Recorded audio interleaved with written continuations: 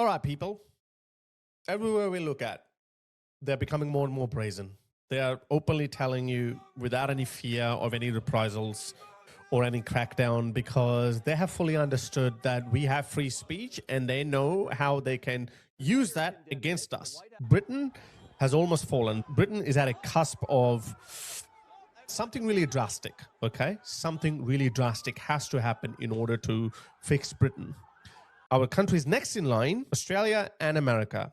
And I'm doing my bit to save Australia because Australia might be least affected by Islamism at this point, but because Australia's population is much smaller than our other counterparts, that's why we can fall a lot faster than other countries. But the USA is the pinnacle of Western civilization. The USA is the single most important country in the West. Without a shadow of a doubt, the USA has to be protected. America is a pretty rich, diverse, strong country. Americans are very patriotic. But America also has a problem. It has a very regressive, self-loathing left, which has been the source of our decline in pretty much every Western country. Yes, the Islamists are coming, but who's opening the door for them? It's the lefties. We can see the dangers Islamism possesses for the West, but who is providing cover for them? It's the left. America might be in safe hands right now, but Trump is only here for another 3 years, okay? One Democrat president can screw everything up. So have a listen to what this guy has to say about America. This is a UK-based imam, and I like the fact that more and more people are talking about, oh, actually, this guy, Mike Davis, he follows me. Oh, wow, I'll follow you back. He's saying, dear Islamists, try it. We dare you. Unlike Europeans, Americans have guns. Americans are very proud of their gun ownership. Totally different culture, because America would not have become America if they didn't have guns. The Great American Revolutionary War was fought because of that. And that's the reason why a lot of non-American Westerners don't understand America's obsession with their guns, because it's in America's DNA. I have a lot more respect for it. I used to have a very hostile view because obviously in Australia we don't have guns. We do, but not like America. But now I understand why Americans are so dogmatic about their right to bear arms, because it's in America's DNA. If they didn't have that attitude towards guns, they would not have won the Revolutionary War. So I get it. Well done, Americans. Okay, I'm not going to disrespect your gun culture. Have a listen to this guy.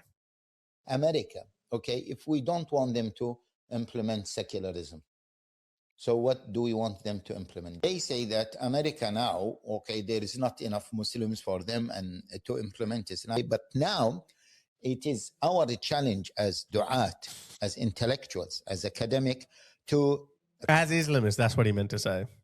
Present solutions based on Islamic values, but in the second level degree, not to tell them replace secularism with Islam. It won't work. Yeah, presenting Islam. See, he's basically saying, like, we've got to be a bit more sneakier than that. Because if we tell them, hey, put your women in burqas, ban alcohol, gambling, your entire financial system, which is built on interests, start amputating hands, start stoning adulterers to death, start throwing homosexuals off rooftops, of course Americans are going to say, whoa, whoa, whoa, we don't want that. So what do is we become a little bit more sneakier than that. We say, no. I don't know how he's going to present it. Have a listen. As a civilizational alternative, this needs from us a different way of addressing this generation, addressing, in fact, the whole world, trying to get into key positions where you are in, like Mumdani, like Ilhan Omar, like Rashida Tlaib. Get in key positions, guys. This is very sneaky and very cowardly. They can't defeat you in open battle. So what they can do, they can get in, they can worm their way in. They are telling you what they're going to do. The question is, what are you going to do? Influencing the decisions, yani decision making. If we are, whatever we do, and we are... And sorry, very quickly, they have already achieved that to some degree in the UK. A lot of Americans, I saw a Trump video just came out yesterday or the day before at a press conference when he was sitting with the Irish Prime Minister. He was saying the UK used to be the Rolls Royce of our allies. But I don't know what's going on. Keir Starmer is no Churchill. Yes, he's no Churchill because Churchill didn't have to deal with these radical Islamists in key positions who can influence your decision. That's what he means by influencing decisions. So get key positions and then you can influence decision making. So the UK is already being held hostage by these Islamists who may not even be Islamists. They may not even have beards like this guy.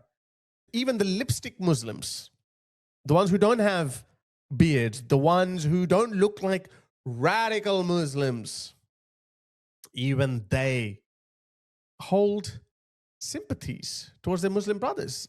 A video just came out just yesterday. Let me quickly play that to you. This is what they mean by that. Look what is happening beneath the surface, guys. Please pay attention to what is happening. Moving on, a deeply worrying new poll called Worlds Apart has shown that British Muslims hold more favourable views towards Islamist Iran and even Vladimir Putin's Russia than the United States. But that is the reason why the UK government is not helping the United States, our traditional ally. This is going to happen in Australia too, guys, by the way.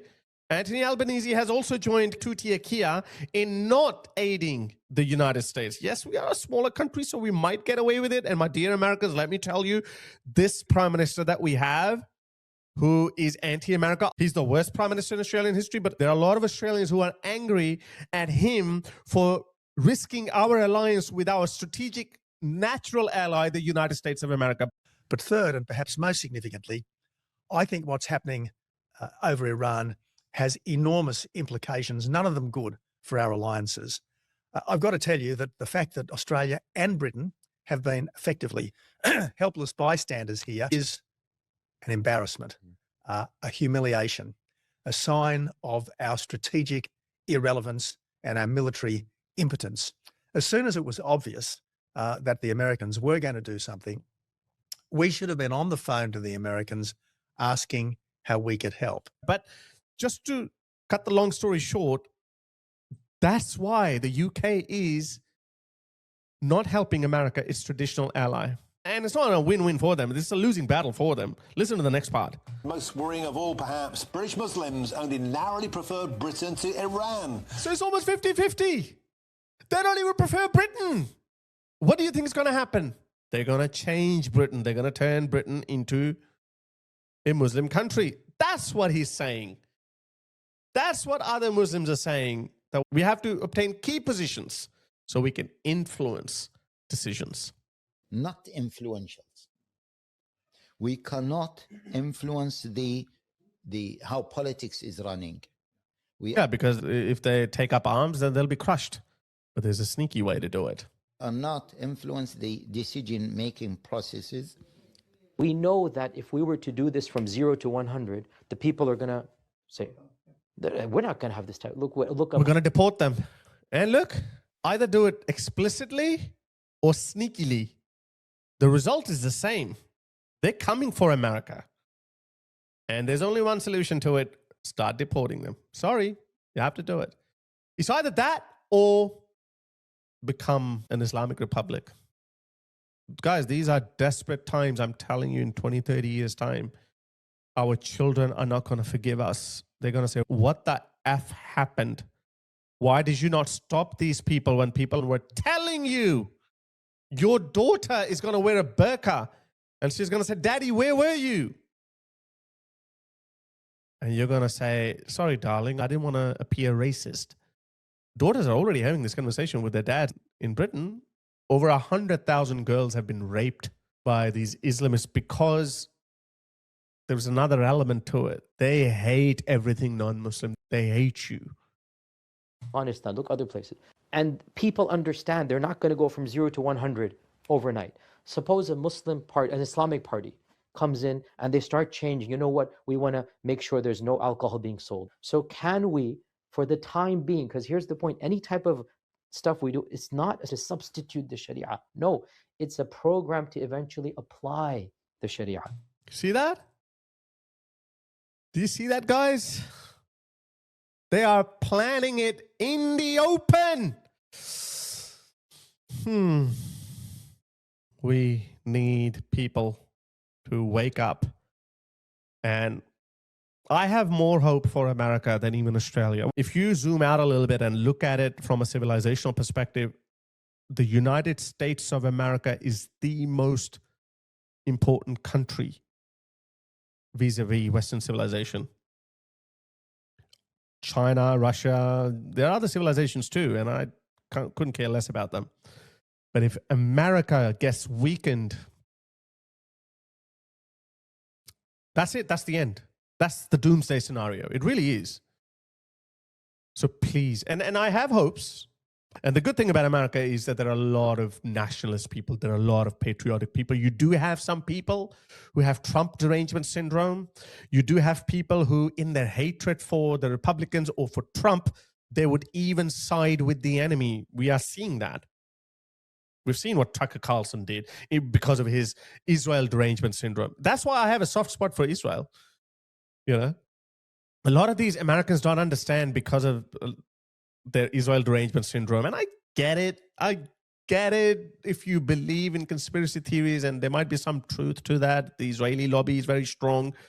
But having a strong Israeli lobby in America does not mean that you should make excuses for the Islamists. In fact, the reason why the Israeli lobby is so strong in America, because they understand the importance of America, and because they are also fighting the same enemy. This is why when people say, oh, it's in Israel's interest that the Islamic regime is toppled, therefore we got dragged into it. It's not just in Israel's interest. It is in Australian interest. It's in Britain's interest. And of course, it is in America's interest that the Islamic regime of Iran is tackled. We need to do something about Qatar too, by the way, because they're the ones who are sponsoring the Muslim Brotherhood. So please, dear Americans, do not take it lightly.